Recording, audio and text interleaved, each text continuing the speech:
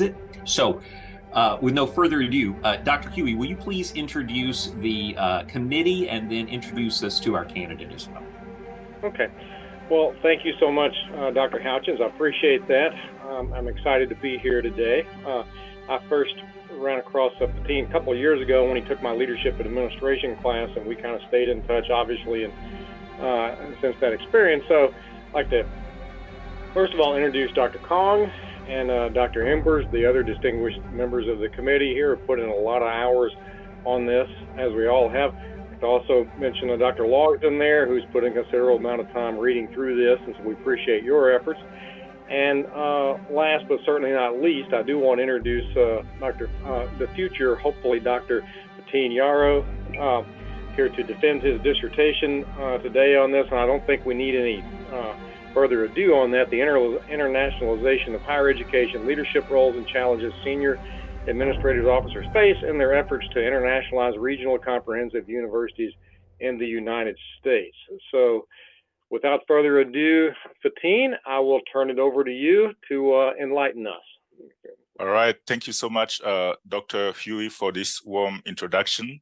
The reason why I decided to conduct this research on internationalization of higher education with a focus on senior international officers' leadership roles and challenges they encounter in their efforts to internationalize regional comprehensive universities in the United States is because I found that there was a gap in the literature, specifically, as I mentioned, on the leadership roles senior international officers face, leadership roles and the challenges they face in their efforts to internationalize regional comprehensive universities. So I conducted a qualitative study, specifically an interpretive phenomenological analysis, and I interviewed 12 senior international officers from 5 US regions, namely the West Coast, the South, the Midwest, the Northeast, and the Southeast region of the United States.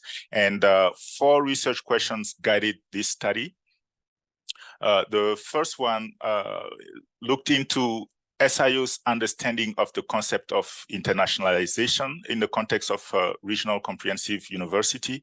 And some of the findings, what I found, first of all, a lot of my participants, specifically 8 of them actually, mentioned that when they first joined the field, they were hired as study abroad advisors. And that position affected or influenced their understanding of the concept of internationalization, limiting it or making them perceive internationalization as something that is all about study abroad, recruiting American students and finding opportunities for them to study in a different country.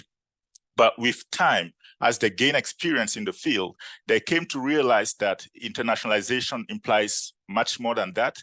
And now as senior international officers, most of my participants mentioned that internationalization in the context of a regional comprehensive university is actually a tool that they use to prepare good global citizen leaders who are prepared to address global challenges. Another finding was that internationalization is perceived by SIOs as a tool that help them to prepare students who are cross-culturally competent, not only students, but also staff members, faculty members, and the entire community where the university is located.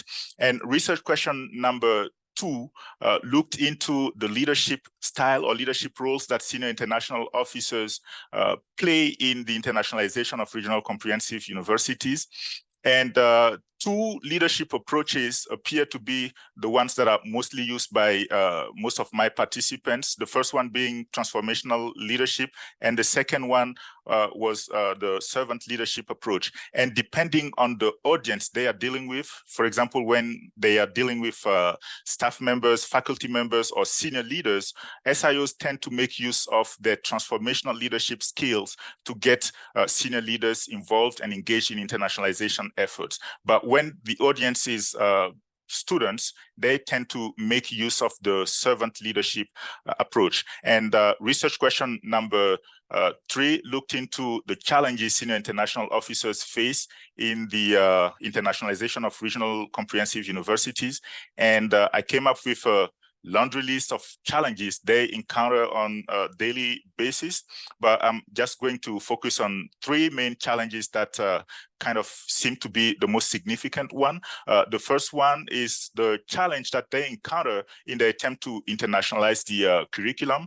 A lot of my participants agree that there are some efforts at the institutions to internationalize the curriculum, but it's just not enough. You might find a couple of courses in general education that address some or incorporate some international dimension, but that is not enough to say that the curriculum is internationalized. And a second challenge that came up was about the political climate and xenophobia.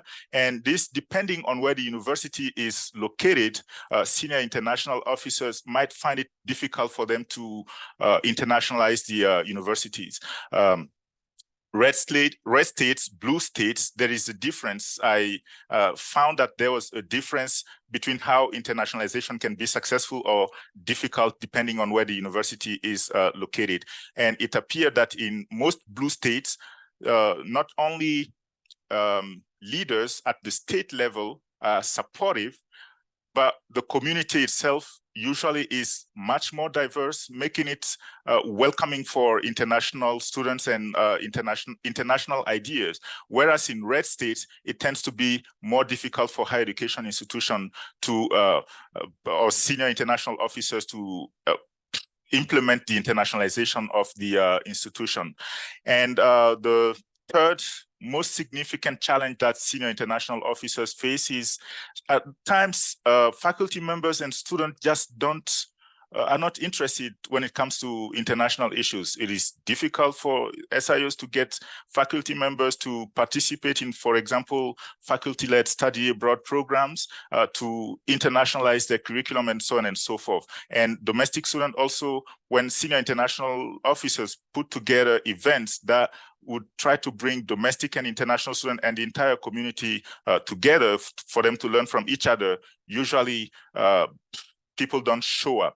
And in terms of research question number 4, which looked into the strategies they use to deal with some of the challenges they encounter, there was also a laundry list of strategies that they have in place, but I'm going to focus on 3 here. The first one is that they tend to diversify their faculty members, so they recruit international faculty, because those are the individuals who are usually more prone to participate in faculty-led study abroad programs. They are more open to internationalize their curriculum. Another strategy is that a lot of SIOs, all of them actually mentioned that they develop partnerships with overseas institutions as a way to help them recruit and conduct joint research with universities overseas and so on and so forth. And another finding regarding research question number 4 is that they make effort to provide scholarships not only for domestic students to be able to study abroad, but also for international students, as a way for them to attract talented international students, and also as a way not to perceive international students as cash cows, which has usually been the case in many universities in the United States for so long.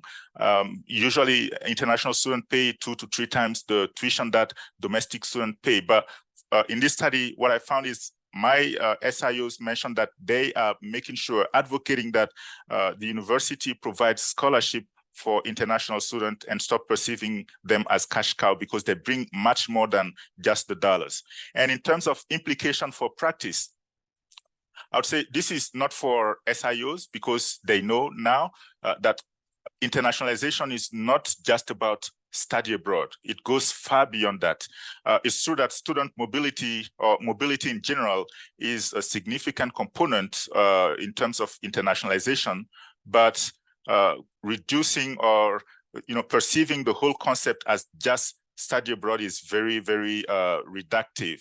And I would say still in terms of practice, professional organizations such as NAFSA and AIEA, the Association of International Education Administrators, should make sure that they provide trainings on transformational leadership approach and servant leadership approach to senior international officers so that they can utilize those skills to be successful in the delivery of their job. Because senior international officers are usually recruited, among faculty members or staff members who might or might not have any background training on leadership studies or leadership concepts. So providing trainings to senior international officers on those leadership approaches might be helpful for senior international officers to be successful in their daily job. I would also say that there is a need for practitioners and professional organizations to get involved in more advocacy, specifically in red states in the United States, because as I said, those are the states where leaders at the state level tend not to be very supportive by providing the needed resources for senior international officers to internationalize their institution. So there is a need for advocacy in that field. And in terms of implication for research, further research is needed. This is the first of its kind. So further research that would look into the leadership roles and challenges senior international officers face in the internationalization of regional comprehensive universities would definitely help contribute more to the literature. And also it might be helpful for future researchers to investigate and make some sort of comparison between regional comprehensive universities and research R1 institution, and also why not community colleges, to see if there are differences in terms of SIO's leadership roles and challenges they encounter in those different kinds of institutions. As for my personal leadership journey, now that I know what I know about internationalization at regional comprehensive universities, and me having the opportunity to work at one regional comprehensive university, I will make sure that I sharpen my transformational leadership skill and my servant leadership skill, so that when I get into the position of an SIO, I would be able to deliver the job in a successful way. I am also planning to participate at NAFSA and AIEA conferences and present the findings about this research as a way to share some insight with practitioners in the field for them to be successful in their daily job. I am also planning to publish this research in a peer review journal. So that will be all for now, and I'm now open to any questions you might have. Thank you so much for your attention. Thank you, Fatim, for a great summary of your findings and the implications. And I'm sure we're going to talk in greater depth quite a bit about that as we move forward. Now we'll begin the formal examination portion of the defense, and we'll be entertaining questions about Fatim's work from each of the committee members. And as is our custom, we will start with our outside reader.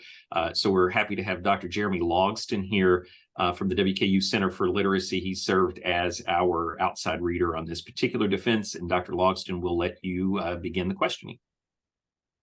All right. Well, Fatim, congratulations on making it here. Thank you. I'm going to start with a very broad question. Is there anything you would do differently now that you're on this side of your data collection and study? Thank you so much for this question, Dr. Logston. What I would probably do differently is get the perspectives of senior leaders also when it comes to internationalizing regional comprehensive universities. Because for this study, I decided to just focus on senior international officers because this is my career goal and I wanted to understand the job. But when it comes to comprehensive internationalization, it's not just about senior international officers. The support and the perspectives of senior leaders, universities, presidents, provosts, department chairs is also needed. What are some of the challenges those individuals encounter? So if I were to do this research, this is what I would probably do differently, get the perspectives not only from senior international officers, but also from presidents, provosts, department chairs, as a way to have a comprehensive understanding of the challenges that universities encounter when it comes to internationalizing them.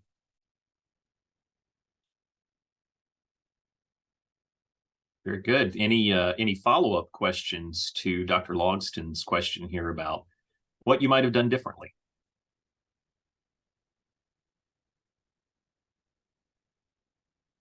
I like your answer. I think that's a good perspective. I think in particular, it would be advantageous to see what those other senior leaders think about the role of the senior international officer in particular. I think that would be helpful feedback to this whole project. All right, thank you. Okay, next we'll go to Dr. Ingers. All right. Well, my question is almost the exact opposite. Whereas Dr. Logston was very broad, I have a very narrow question, because one of the things I think you did really well in this article, Fatin, and that is often challenging with qualitative research, is making meaning of what are very disparate themes and putting them together in a way where we can draw meaningful lessons from language that is often very different between respondents. The one place that I'm still a little bit on the fence for you, and I want to ask about, is your coupling of the theme around diplomacy and creativity. So are diplomacy and creativity truly the same theme? And if so, I want you to make an argument to me about that. And if not, what compelled you to kind of group them together in that way?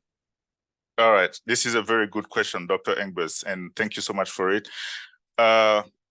Creativity and diplomacy are certainly not the same theme, but the reason why I decided to put them together here is because I thought, that's my understanding, for you to be a successful diplomat, you need to be somehow creative. You know, you need to find some creative solutions to the challenges or the relationships you try to build with individuals that you work with. That's why I just decided to put those two themes together, because as I said, successful diplomats are usually very creative individuals. They develop creative solutions to the challenges they encounter to solve the issues that they deal with. Does that answer your question? It does. It does. I mean, you know, it's interesting because I think some of this is not only about content, but also about how framing. You know, so if I think about some of the different drafts of your paper that we've seen, in one of your original drafts, you talked about data as a skill. And in a latter draft, you talked about data as a method of persuasion. And so you had a lot of the same content in both of those versions, but in the latter version, you framed it in a way that was very impactful. So just kind of think, I would encourage you to kind of continue to think about not so much do they go together, but how do you frame the way that they go together, so that as you talk to them about people, that connection becomes evident. All right. Okay. Thank you so much for this suggestion.